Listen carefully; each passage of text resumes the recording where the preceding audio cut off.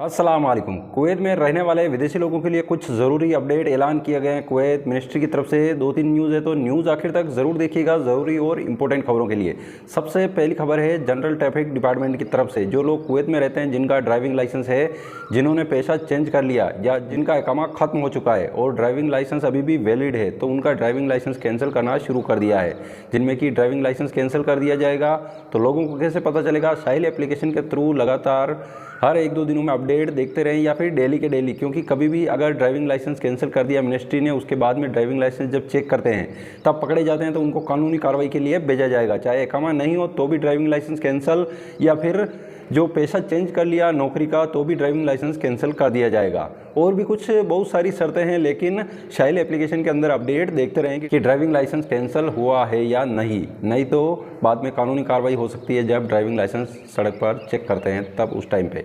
दरअसल जो data sharing है, सभी जो मिनिस्ट्रीज़ है आपस में लिंक हो चुकी है, तो उससे पता चल जाएगा कि इसका इकामा वैलिड है, पैसा चेंज किया नहीं किया, जिससे कि ड्राइविंग लाइसेंस कैंसिल करने में आसानी हो, कोई भी उल्लंघन होता है तो।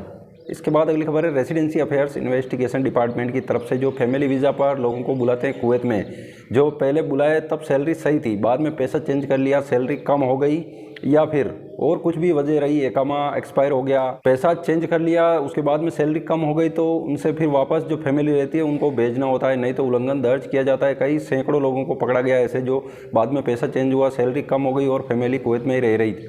तो ऐसे में उल्लंघन, मुखालफा, कुछ भी कानूनी कार्रवाई हो सकती है, तो ऐसे इस टाइप की गलती ना करें। इसके बाद अगली खबर, एक घटना हुई है हवल्ली शॉपिंग मॉल के अंदर। एक प्रवासी आदमी 800 केडी निकालने के लिए शॉपिंग मॉल के अंदर एटीएम लगा था मशीन, उसमें 800 केडी उसने ओके किए और पैसा बाहर नहीं निकला। उसने सोचा कि जो लेन देन है वो कैंसिल हो गया, जिसकी वजह से 800 केडी नहीं निकले। वो वहाँ से चला गया।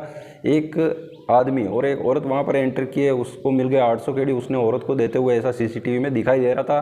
कब दिखाई दिया? जब उस आदमी को मैसेज आया कि उसके अकाउंट से 800 केडी गायब है, यानी कि कट गए, उसने निकाले तब। लेकिन जो दिनार है वो बाहर नहीं आए थे मशीन से, तो नहीं मिले थे।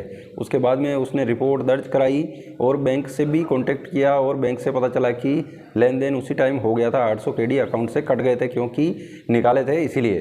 तो उसके बाद में पुलिस ने जांच शुरू की है। सीसीटीवी की मदद से देखा गया कि ये आदमी वहाँ से निकला, जैसे ही लेन देन करने के बाद में जो दिनार नहीं निकले थे मशीन से वो हटा। एक आदमी एक औरत आए, उन्होंने लिए, रिपोर्ट दर्ज की गई, जांच शुरू की गई। बहुत ही जल्द पता लगाया जाएगा कि आखिर 800 केडी किसने चोरी की है।